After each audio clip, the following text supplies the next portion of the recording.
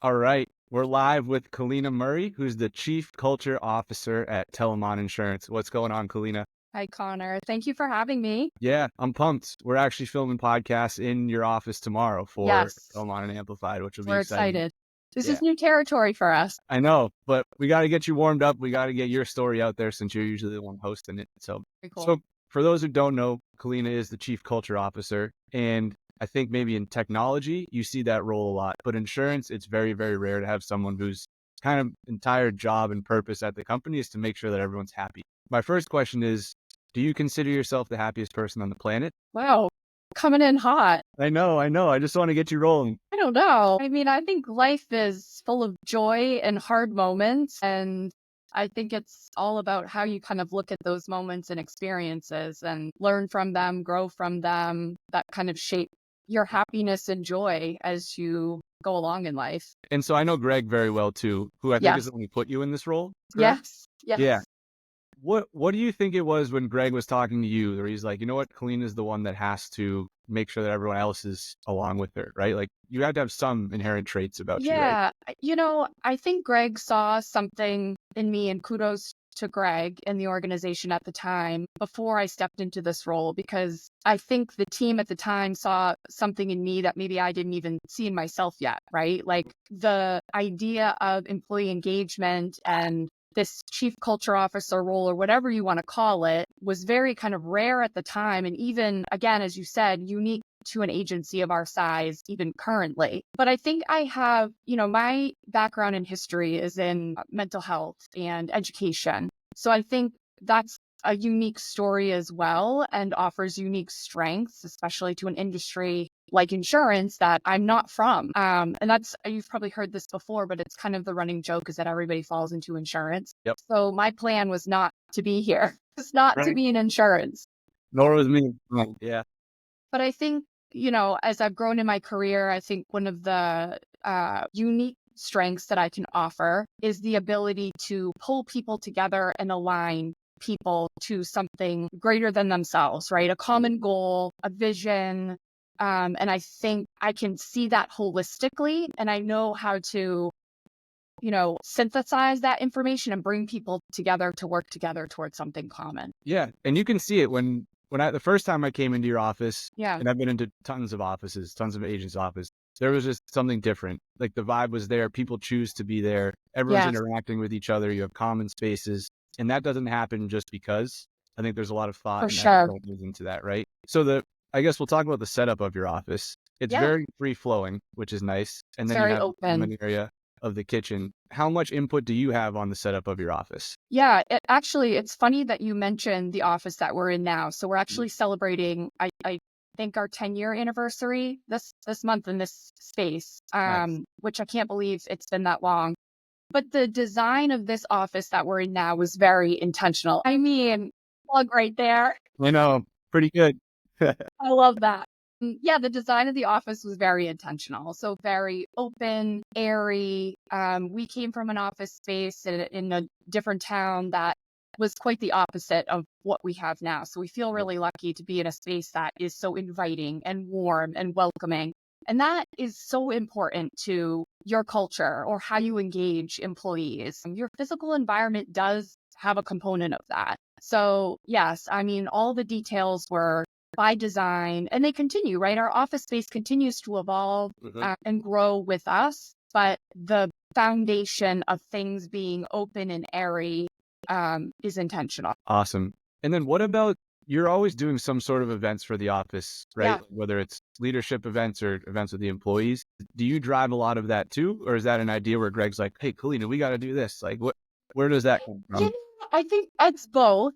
Yeah. Greg and I collaborate on so much. I think that's also one of Greg's strengths too, is vision and seeing the bigger picture. And him and I have worked together for enough years that I know how to cultivate or design or kind of dream with him these events that are really aimed at connecting people here. That is really at the root of everything we do. So I think it's easy from the outside to look in and say, they're doing another happy hour. Like, we do all kinds of things, right, outside of happy hours, but they're Mhm. always rooted with the intention of connecting folks, right? Bringing people together in the same room to get to know one another, to deepen those relationships, to have fun. I'm like such a big believer in play at work. Nice. You have to have play at work. And I know that sounds like really elementary, but I think people have a uh, better, more meaningful experience at work when you create pockets of play. And pockets of play can be anything. It can be coming together for a happy hour. We just had a Halloween party event last week. We have our Thanksgiving luncheon coming up. Yeah, I think I helped put together a lot of the details, but I can't take credit for all of it. There's a lot of people around me that help support these ideas. And that's, I think, one of the most fun things about being here is that I'm not on an island, Right. like they make me look good. I make them look good. We're all in it for the shared experience, if that makes sense. Awesome. Yeah, and correct me if I'm wrong, but the employees have the choice to work remote or work in the office and do it as they please at the moment, or what does that look like? Yeah, so we are currently like probably like a lot of organizations out there of our size Mhm. are in a hybrid model. So 3 days in, 2 days from home. But we've allowed kind of the flexibility for folks to choose what days they want to be in the office. We do, again, just being in that hybrid model. There's a lot of power in being together in person, right? The collaborations and things like that. So I think for some of our, I would call them sort of culture staples, we try to get as many people in the office as we can to be together. So I can certainly elaborate on some of those things, but our team rallies once a month. We Yep. love being in person for those. Some of our events around the holidays, most of our folks are in the office. So we Nice. plan around that. Folks are flexible with their schedules, but yeah. Awesome.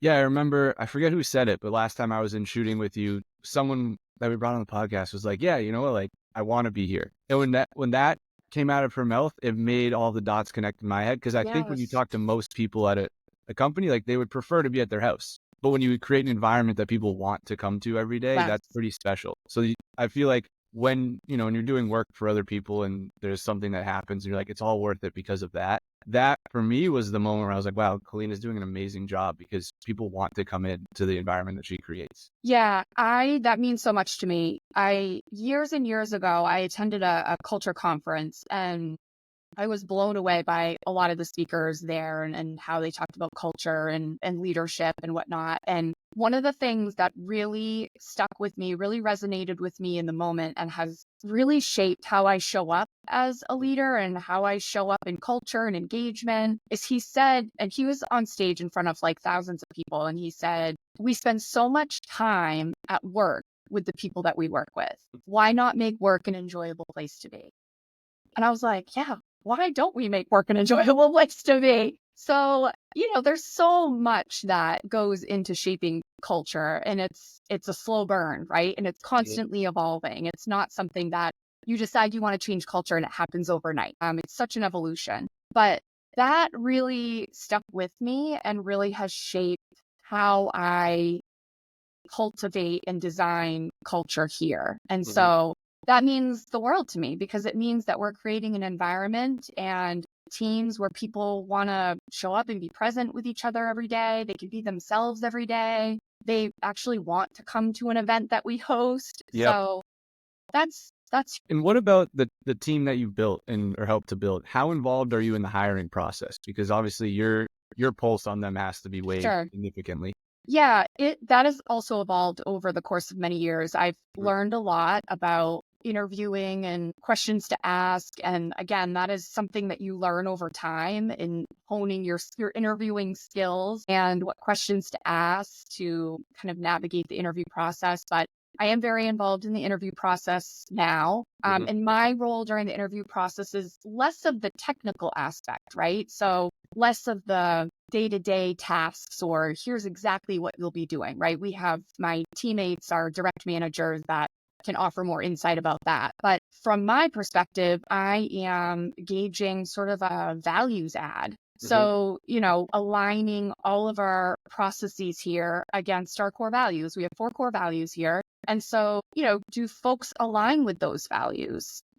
Are they lifelong learners? Do they hold respect close to their heart and, tell me examples or stories about how you show up in each of those values. And are you going to add to our culture? Right. So those are the types of questions and how I'm facilitating those interviews to, assess whether or not they're going to add to our rock stars. Have you ever had to put your foot down and go, this person's not going to fit? And it was your decision that ended up having them maybe not come on Well, board or think twice, right? yeah, I mean, I feel like we've gotten a lot better over the years about who we have for candidates through the interview process, if that makes sense. I am, anyone who knows me really well knows that I'm not the kind of person to be like the ultimate, like deciding no factor. Like that is just not my style. I'm Right. more the style of like, hey, I'm a little concerned about. Yep. And they read between the lines and they go, okay. Yeah, okay, this is what Kalina's talking about. Yeah. But no, I can't say that I've ever been the kind of like hard lines, like, no, this person is not going to align with who we are. Right. I imagine if you felt that, then other people probably feel it at the same time. So Absolutely. it's an easy And conversation. I tell candidates, anybody who's interviewing with us who is curious about our culture, interviewing, it's just as much an interview for them, right? Like, I don't want to invite you to come here and you be unhappy here. Right. So interview me, ask me questions, ask about culture, ask, is it what you want? Will you align with kind of who we are here and what our environment is and how our teams run, right? So I always tell candidates during the interview process, it's a two-way street. And so the chief culture officer, what do you, when you view that your job responsibility, your role, if you were hiring for your role at another company, what would you describe as like the most important either attributes or tasks that you're going to have Mm. to do as a chief culture officer? I think, oh gosh, there's so many, but I think what really comes to mind quickly and at the top of the list is probably empathy. With that, coupled with that is like the capacity to be an active listener. I lead with active listening. I think that's my style of leadership and being able to take in a lot of feedback often Mm. and being able to understand how to synthesize that information, act on that information, sometimes deliver hard feedback to others, right? It comes down to, again, aligning everyone.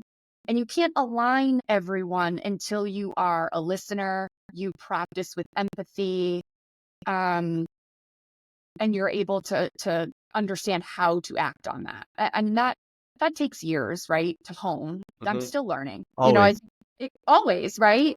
And be a learner. I think you have to be a learner. This job, this role continues to evolve. When I first started in this role, we didn't have employee engagement. That was a new idea, even for the industry at the time.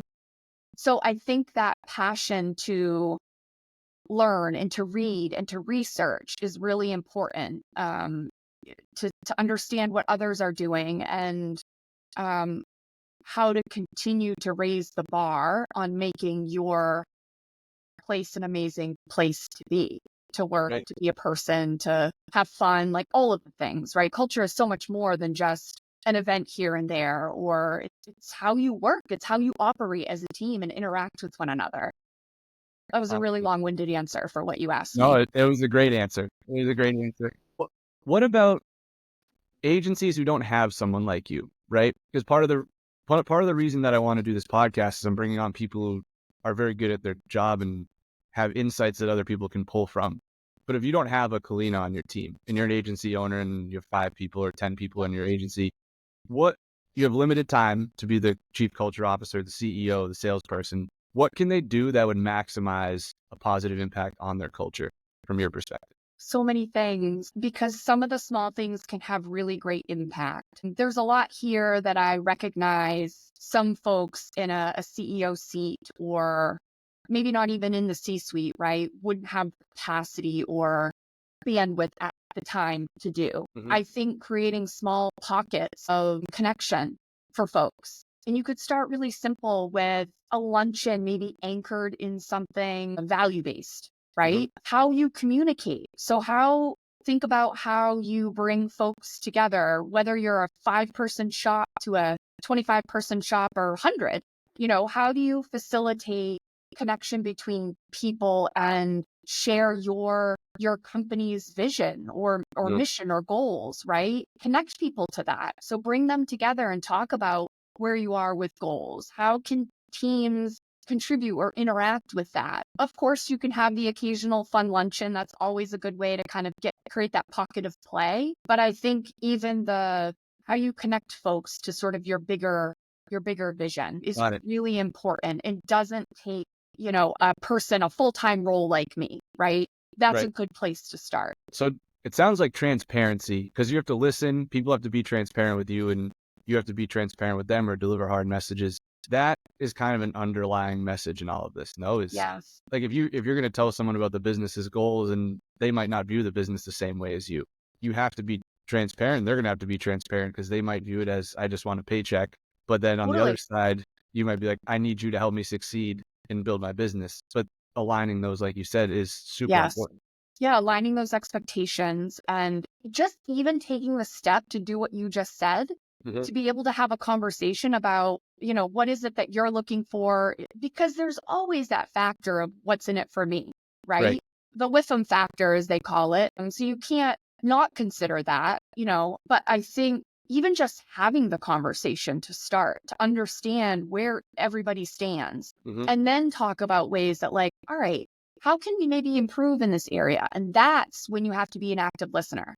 So you Got it. have to open yourself to feedback, good, bad, ugly, like indifferent, whatever it is, to understand the perception and then how you can maybe improve or strengthen those areas to create something better collectively. Awesome. Yeah, I always find it funny. Like, I think when two people, even if it's a disagreement or just a misalignment, Yeah. I always call it, everyone builds their own narrative in their head. And Yes. until you talk about it, the narratives seem like they're the end of the world.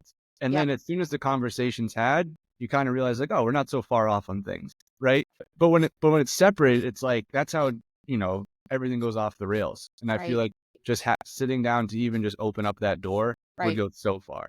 Right. Which is Yeah, I would wholeheartedly agree. Yes, talk, have conversations, communicate with one another. What is your favorite part of your job? This sounds so cliche. I mean, but you have to like love this to be in this role. It's like working with people. Like Really?